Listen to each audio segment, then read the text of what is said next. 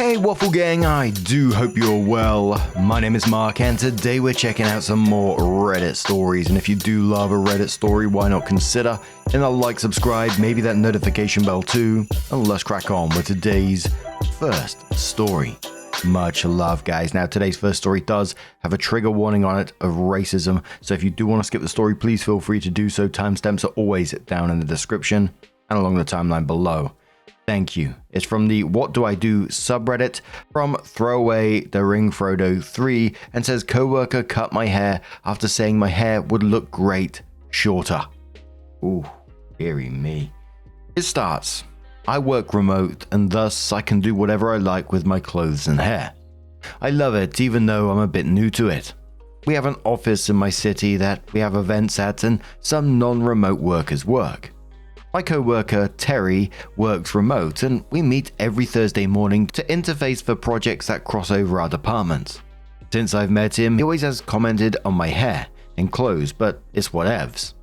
But he does often say that my big curly hair would look a lot better short and showed me a photo of his wife who has hair like mine, but wears it really short. I just don't like my hair short. Sue me. So I just go, not for me, I'm afraid. We have a holiday party that is next week, so I volunteered to help set it up. Not because I'm some great nice person, mind you. I get paid extra and get extra vacation days, and the Caribbean is calling me. Lol. And Terry too is helping. He had some scissors and showed us with aluminium foil how cutting it can make scissors sharper.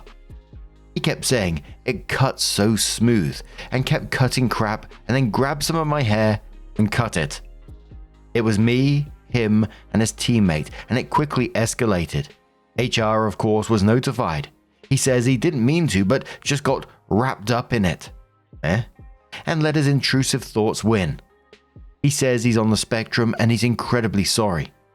A coworker told me he is saying I must hate him and he's been depressed since.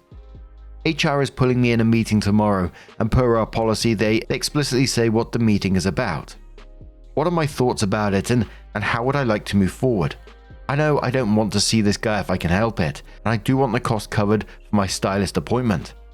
I don't really want police involved. My hair goes past my butt and he cut right up my hip, so it was a good chunk.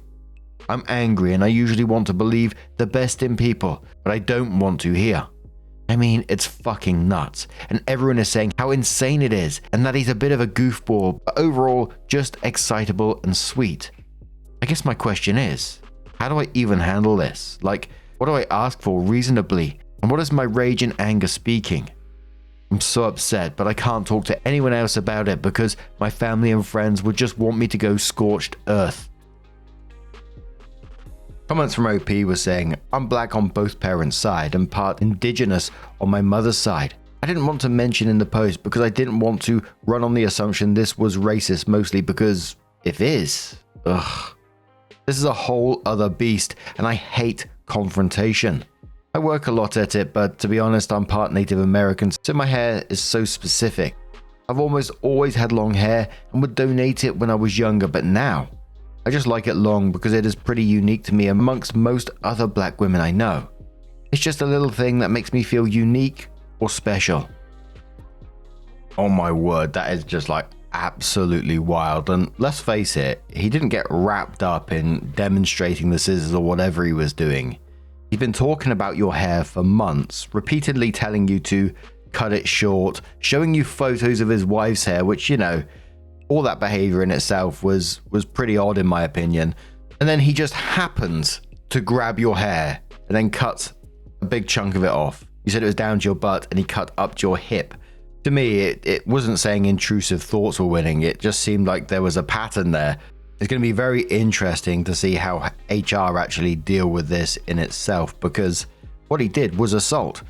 Lotus Bro just says straight away, premeditated on his behalf. Variety says what he did is actually a criminal offense, as it would constitute battery, I think, or maybe assault. I imagine if you wanted to go scorched earth, he'd be sacked, and if you went the other way and played it off, he might be given a first and final warning. I don't think your company would pay or make him pay for a hairdresser, but you could report the incident to the police. Hollow that follows says, hold the phone. You need to tell HR that grabbing someone's hair and cutting it against your will is assault, not just an issue with someone's autism. Now that that's clear, what are they going to do to protect you from this moment moving forward? If they still do nothing to put things in place so that he is fired or you never have to see him again to do your job, tell them you'll be getting a lawyer and filing a police report since they are failing as your employer to do the bare minimum to protect you from another employee's unwanted touching and assault. Talk to the person who witnessed the haircutting and ask them if they would give you a written account of what happened before confronting HR with a legal threat.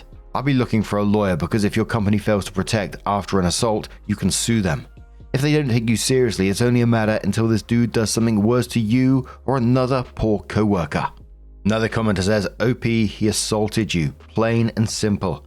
Go into HR and see what they have to say. Then tell this, you want him fired. You want the cost of a stylist appointment completely covered. You want the time off to get the appointment, if only able to book during work hours, and you want it paid for, not using any PTO. You want this agreement in writing. If they refuse anything, let them know you have him arrested, and you will ensure the cops show up on Thursday so they can arrest him on company property. You will also get a restraining order against him so he'll be unable to perform anything related to you if they don't fire him. If they refuse everything, let them know lawyers will be involved. As for Terry, fuck him. Having a disability is not an excuse to assault someone. Some common sense says, do not accept him being autistic as an excuse for overriding your bodily autonomy and essentially physically assaulting you. Would that excuse be okay if he groped you instead? Exactly what type of intrusive thoughts are we going to excuse here? I will tell HR involving the police is not necessary, but you want him disciplined to the full extent possible within the company. So OP does come in with an update and says, I'm at a pub near HQ enjoying a beer because I'm off for the rest of the day and can. Yeah, you don't need a reason. I went into the HR meeting and it went like this. I took a lot of advice from your comments and also broke down and explained it to my mum, best friends, and of course, my partner. All were livid, but I got good advice from them as well. So, how about that Crown Act? Also, in my state, that is a huge deal both locally and federally. So, further confirmation I wasn't overreacting and in being rattled and pissed. I preemptively sent a formal email to HR asking for the records as this is a police matter and requesting their cooperation. That got attention, as now instead of just meeting with a rep from HR, the meeting changed by the time I logged on this morning to have new names added to the calendar invite. I sat down with Anne, who is my direct supervisor, Gary, the HR lead, and Leon, who is the supervisor of the offender. First was a long apology, very HR. This should have never happened and we take these matters very seriously, etc. Then they talked about what they've already done. He's currently suspended, written up, and if he returns, he will need to do mandatory training. This has all been documented with witness statements that will be shared with me. I'm given the option to work now directly with Leon on matters that branch from my department into his. They reminded me that my job offers free therapy through an online program, but I'm already in regular therapy, so they've offered to cover this month via a reimbursement. I'm given paid leave through to January 6th, effective as soon as I walk out from the meeting. I will still be paid for my time on the party and the bonuses promised to me for working on it, but I will no longer be required to assist with prep going forward. Then they gave me the floor asking what, if anything more I wanted done. How was I? I mentioned that while I do want to believe the best in people, it bears nothing that this can be viewed as assault and possibly racially driven. I explained that ethnic hair takes a lot to maintain as a black woman. I do a lot to ensure its health and length. I reiterated his repeated comments about my hair and how I felt this might have been targeted and do not ever want to be around this man again. I'll be filing a police report on the matter due to the seriousness of him not only touching me without my permission, but using a dangerous object to cut my hair. I then said that I've sent images to my hairstylist and expect to be reimbursed for the services of managing my altered hair. He asked how much that might be and I said I wasn't sure as I have an emergency appointment this Saturday. Anne spoke up and said that might not be possible, but gave it Gary in the form of a question. Gary said he needs to see about it, but Leon spoke up and said that he, as a black man, would be shocked if they didn't cover this, and reinforced my point that black hair is expensive and time-consuming. He spoke of the culture of the company and how we're supposed to not only be against discrimination but claim to be anti-racist. It wouldn't be right to not make right this offense because Lily is being so calm right now, and I'm impressed because that's some next level racism from where I sit. I did confirm that I am shaken and very, very angry, but also a professional, and I want this meeting to be productive. Ultimately, Gary gave me a tentative yes, and I requested an email confirming all the points and promises made in this meeting. I received that about an hour ago with confirmation that I only need to send an invoice or receipt to Gary. In the meeting, I was told an email has been sent directly to HR, but addressed to me from the man who cut my hair. They said I don't have to read it, but they will send it to me if I want. I did for at least the sake of having a confirmation and confession, possibly in the email. All in all, I think things went okay under the circumstances. I did show them the damage to my hair and Leon was visibly pissed. I honestly think the guy will eventually just be sacked if not for this, for literally any other reason just based on his boss's behavior towards this. Last night, I cried about my hair. At the time, I was feeling like I was being a crybaby. It's just hair at the end of it, but it occurred to me that it's also a big part of me and my identity, and it gives me a tie also to my indigenous roots. I did say that in the meeting too, but it's just heartbreaking to me. Nothing is undone. My stylist said, based on the photos, I will need to at least trim a bit off the bottom. A commenter suggested a smile shape, so I suggested it to my stylist, so we'll see. My mum, who is easily the best mum in the world, sent me a text right before my meeting ended to ask how it went, and I told her everything I told you all. She said she was proud of me for standing up for myself and gave me a push to alert the police, so I will. She wants me to sue also, but so far is only lightly suggesting. It just sounds stressful and this was already traumatic, so I think I'll worry about that after the holidays. Now though, I have a lot of time to burn. I'm not used to having no work. I used to work multiple jobs, having side hustles and all that, but after I got this job, it has great pay and benefits, and now I make enough to live comfortably without fear of being short on rent or skimping on the food budget to make ends meet. That's why I put my all into it. I've been commended multiple times already there, and if I do say so myself, I'm a great employee. It was nice to have that a little reflected back, but I have to admit, I'm still angry. I also feel some sort of way about Anne in the meeting. She was nice to me and handed me a tissue when I teared up, but otherwise looked so uncomfortable to the point that it was pretty distracting. She looked like she was being tortured, and I was like, girl, no one is having fun here, get it together. But I am in my feelings and I know that. So now I guess I need to figure out how to fill time for a while. Trip, decorating, new hobby, old hobby? Thoughts? I could use suggestions.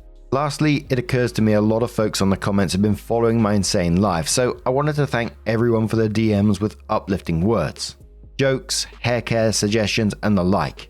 It really makes this shitty situation easier. So from my heart to yours, I wish you all such a lovely holiday. I know they can be hard for a lot of people. I hope you can all find a little joy regardless. Edit. I wanted to quickly update now that the day is over. I spent most of my day doing things that bring me joy. I randomly went to the museum, had an espresso martini, etc. But first I finished moping at the bar I was at and reported it with the police. It was stressful, but I wanted it out of the way as my lawyer strongly suggested I do so now in the event that I sue later. I did check my email and read his email to me that was funneled through HR. There's a very clear admission of what happened. He had very odd reasoning and repeated intrusive thoughts, and did note he's on the spectrum. He also mentioned lightly that remote work saved him because he's awkward and just wants to be friendly, but admits he took things too far. OP did add some comments below that one, just talking about how Leon is a real one and she potentially wants to get him a gift basket or something along those lines. But later mentions she's going to make a crochet of a Death Star for him. But now I'm going to turn this one straight to you guys. What do you guys make of this situation? Let us know your thoughts down in the comments below, and let's move on to another story. Now, our next story comes from the Am I the Arsehole subreddit from Creepy Werewolf 4914. It's one that's got an update that came a year later. And it says, Am I the arsehole for making my son cry? I, 47 male, have a son, 14 male, from a previous marriage to my late wife. She passed 2 years ago, and for my son, the wound is still very fresh. My son and her were very close as they look exactly alike and had a lot of the same interests in reading, history, and art. Their favourite place in the world is the British Museum in London. Their passion project has been redrawing pieces from the museum for the last 2 years before. For the last 4 years, for my wife's birthday in June and my son's birthday in December, we go to England for a week so they can spend time in the museum. However, since she died, my son and I have continued going for his birthday. The problem is with my new wife, 39 female. She's only been with us on this annual trip once last year and she complained the whole time. Now, however, we recently found out we're expecting a child together in May. She raised it to my attention that the money I've used for the trip could be better used to be saved for the baby, and we could instead do something else for my son's birthday. I thought about it, and I agreed. I was worried how he'd take it, as this is the only thing he wants for his birthday. He doesn't ask for gifts or cake or a party. All he cares about is this goddamn museum. We broke the news to my son yesterday, and he flipped out. He was so upset, and when my wife tried to tell him why we were saving the money and where the money was going to, he said he didn't give a damn, and we got into an argument about it. He said he was upset because if he didn't go this year, he'd miss the new exhibit he'd been wanting to see, and he accused my wife of doing this on purpose because she already doesn't like me, he said. I admit I yelled at him, and he started crying, and for the last 24 hours, he hasn't spoken to me. Am I the arsehole? Let's face it, we all know where this one is going. You know, the wife complaining about it through the entire trip last year and now mysteriously finds a reason to cancel it. You know, your son's not wrong. She's doing this on purpose. He's already got the feeling that she doesn't like him. And this just isn't a holiday to him. This is how he processes his grief. This is helping him. And it's one of these ones that, you know, if this behavior continues, 4 years' time, he'll be 18. And as we always see, he'll be gone.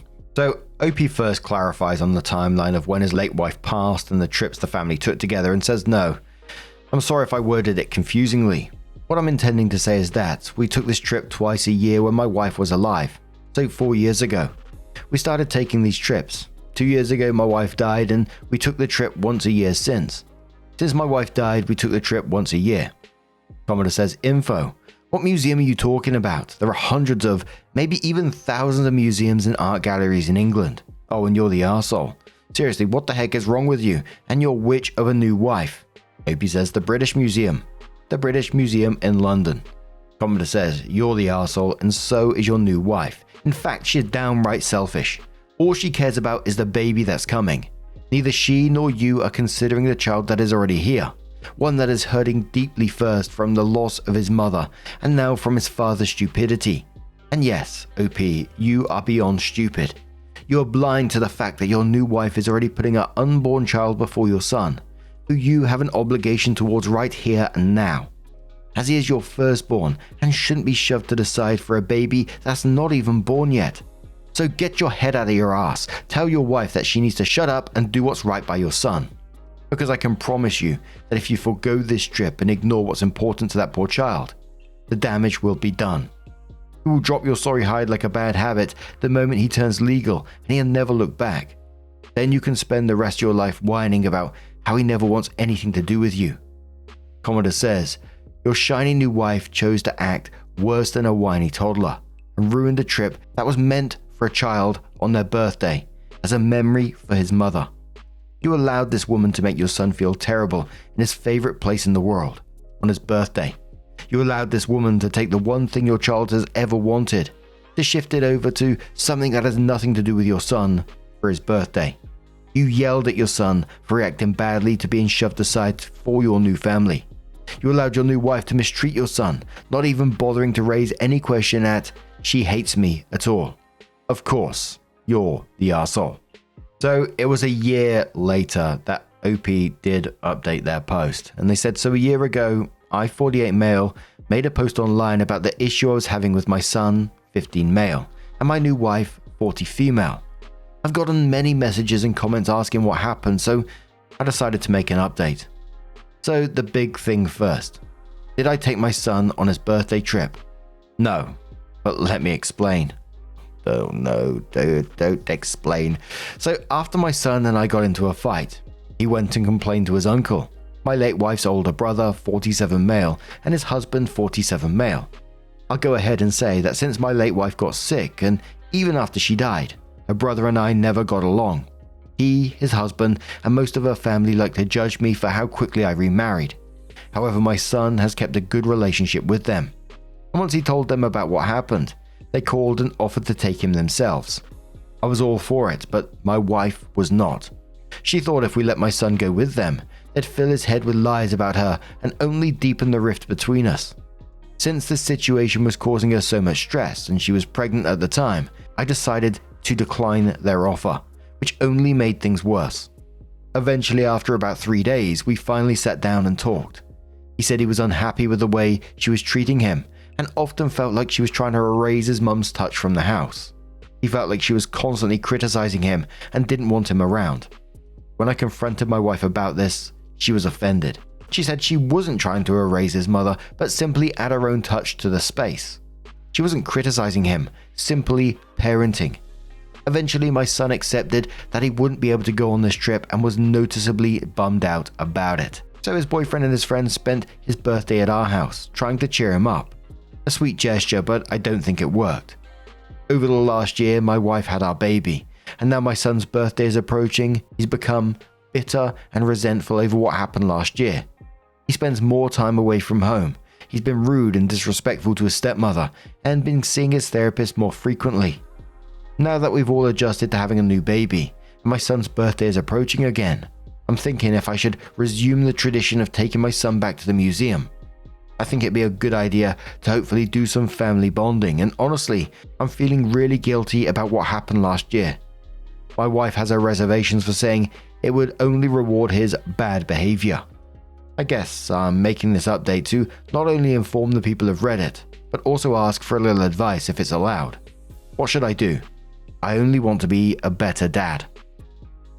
Oh, fucking hell, this update. I thought in the end he was going to turn around, take his son on the trip, all would be good. But no, he doesn't do that. But then the uncle comes in, offers to take him on the trip. I thought, finally, it's not ideal because the son is still going to have to go home to whatever dynamic was going on at home. And it's not great. But I thought at least he's going to get this trip from someone who wants to give it to him and he would have a good time, right? But then they declined it again. I was just like, no. And you declined it because your wife was stressed. Your son's been in therapy more because of how miserable he is right now. And I can see where the kid is coming from. Your wife is erasing his mum. She's isolated him from his mum's family, taken away the one tradition, and is now wanting to punish him for being upset about all this. Part of me wants to say book the trip now, or at least let the uncles take him if you won't.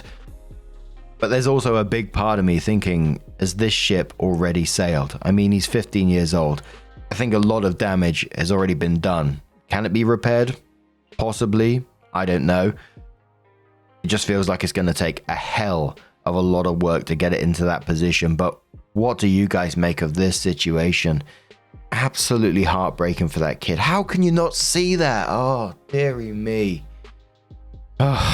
Let us know your thoughts down in the comments below. And just a huge thank you for being here today, getting involved in the stories, your love, your support, your time. It always means the absolute world to me. So thank you so much for being here. And hopefully I'll see you in the next one. Take care and much love.